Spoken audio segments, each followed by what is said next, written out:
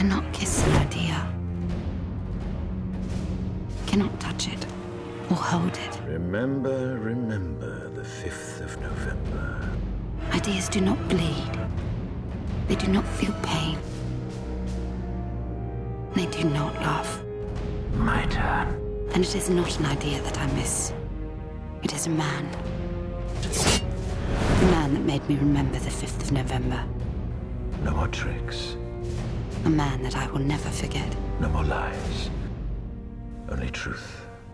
Artists lie to tell the truth, while politicians lie to hide it. V for Vendetta is a lie, but a pretty good one. It's a masterful work of fiction that was written to reveal some truth. People should not be afraid of their governments. Governments should be afraid of their people.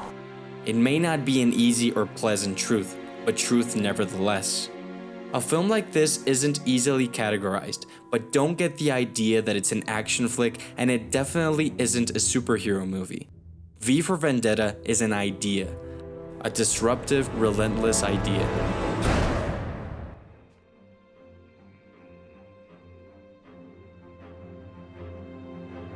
It's based on the same named graphic novel written by Alan Moore, and it tells the story of a near-future England run by a tyrannical government and a man's mission to destroy it. Revolution without dancing is a revolution not worth having. V is a terrorist, there's no doubt about it.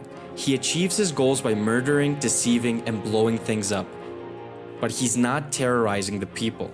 Instead, his mission is to awaken them and set them free, striking anarchy into the heart of the government. I want this country to realize that we stand on the edge of oblivion. His stark clothes, Guy Fawkes mask, and the complex dialogue full of $5 words immediately make him seem larger than life. Evie? Evie. I can assure you I mean you no harm.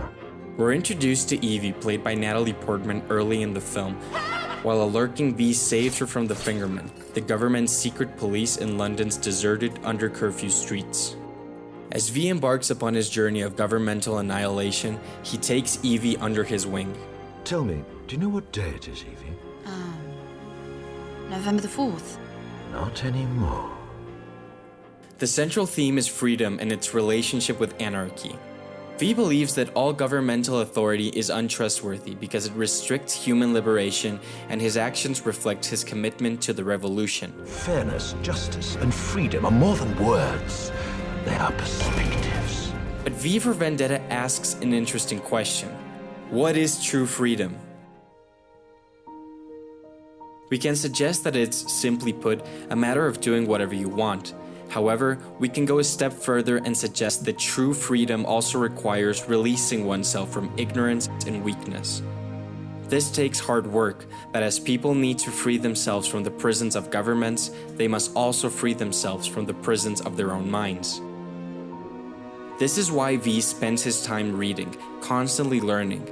It also explains why he kidnaps and tortures Evie, to free her from her own weakness, of her desire for happiness. I wish I wasn't afraid all the time, but I am. An inch. It is small and it is fragile, and it is the only thing in the world worth having. We must never lose it or give it away. We must never let them take it from us. I'm ready. You're completely free. As Alan Moore wrote in the graphic novel, happiness is the most insidious prison of all. V is the most notable character in the film, but he's also the most ambiguous. We're never told how old he is, who his family was, or even what his face looks like. What we probably know is he was arrested during the early days of the oppressive regime and sent to a concentration camp. The doctors there experimented on him with drugs that made him stronger somehow, and ever since he broke out, he has opposed the regime by using terrorist tactics in order to bring down the system. V's ambiguity is accentuated so that the viewer can decide for himself whether he's sane or insane. It's a brilliant choice, because although V is the main character of the story, he shouldn't be analyzed as an individual. Beneath this mask, there is more than flesh. Beneath this mask, there is an idea, Mr. Creedy. And ideas are bulletproof. His purpose in the story is to be the purest representation of anarchy, which is the main reason he has no name, only a symbol. Through this symbol of anarchy, the viewer can examine whether it's a better choice than fascism for an ideal society. This conflict between anarchism and fascism is the cornerstone of the story. The intertwined storylines of V, Evie, and Finch are essential to the film's examination of morality in society. V attempts to bring freedom through force. Finch's quest to uncover V's identity allows the viewer to question his morality and analyze the government as a functional institution. England prevails. And Evie's storyline is filled with hope, despair, and finally evolution, which makes her the relatable character of the film. Through the juxtaposition of these three storylines, we're able to confront our own ideas about V's ideology about anarchy and rebellion. V for Vendetta is also visually rich. It's a movie that purposefully uses style to communicate substance disguised as pure entertainment. A great example of use of color is as the movie switches between Valerie's story and Evie's imprisonment. In the Valerie scenes, the lighting has a yellow tone, which provides the audience with a warm feeling of joy and hope. But as the scene progresses, the lighting becomes darker, relating to the character's feelings. In contrast, the lighting in Evie's scenes is less saturated and even bluish. This depicts her incarceration and torture, as well as her state of mind through these traumatic events. When it came out in 2006, some critics argued that the movie was too disturbing, that it sympathized with terrorism, and that it simply came out too soon considering the attacks of 9/11 5 years earlier. But these critics were simply missing the point.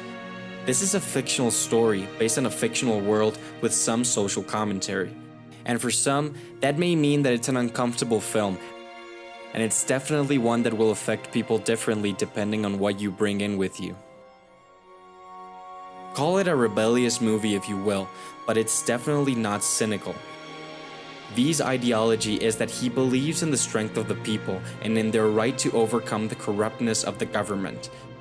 What the critics that said the movie was pro-terrorism didn't understand is that the film never asks us to subscribe to its ideology, only to think about it and to evaluate it by ourselves.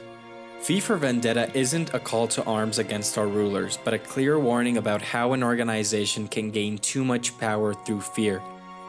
It's an old lesson, but it's just as relevant now as it ever has been. Do you know why you're here, Evie Hammond? You've been formally charged with 3 counts of murder, the bombing of government property, the penalty for which is death. Process her. Just tell us where he is. I don't know. I need 2 espressos and 3 coffees from downstairs. And your drink is ready for his tea. I wish I wasn't afraid all the time, but I am. Even though I do not know you, I love you. Are you ready to cooperate? No. Then you have no fear anymore. What was true in that cell is just as true now. What you felt in there has nothing to do with me. The world that I'm a part of will end tonight. I want everyone to remember why they need us.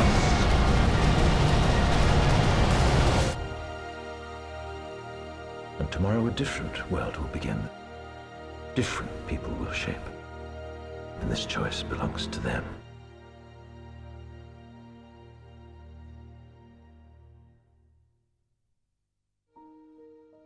Guys, thank you so much for watching. Right now we're working on several cool and different videos that we'll release over the summer, so be sure to subscribe to A Matter of Film and hit that bell icon so you don't miss any of our videos. See you next week.